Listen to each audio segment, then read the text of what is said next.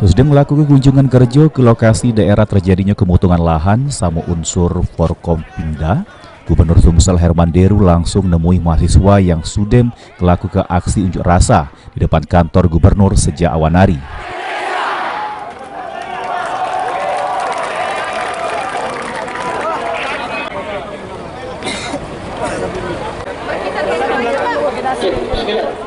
Wong nomor 1 di Sumsel ini langsung nginjuk ke penjelasan di hadapan mahasiswa yang sudah menunggu kedatangannya.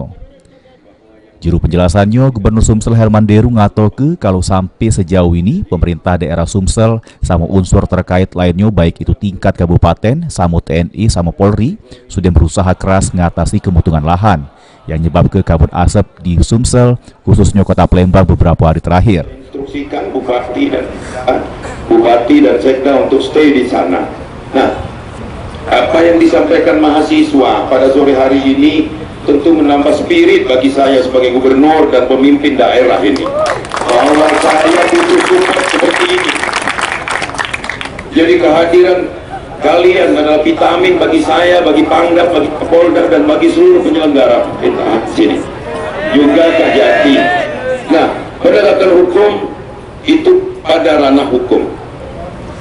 Sudah 3 yang ditangkap di Banyuasin, ada 3 di daerah Semendarai Suku 3 perbatasan Oku Timur dan Oki.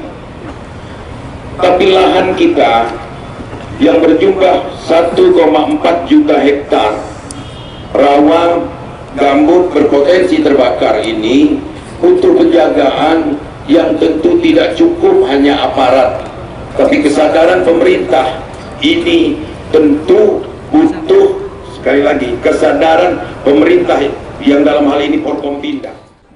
Selain itu juga Gubernur Sumsel Herman Deru nandatangani kesepakatan yang diajukan oleh para mahasiswa juru aksi unjuk rasa yang dilakukan di kantor gubernur.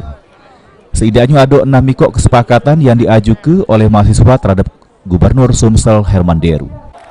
Tim Liputan PAL TV.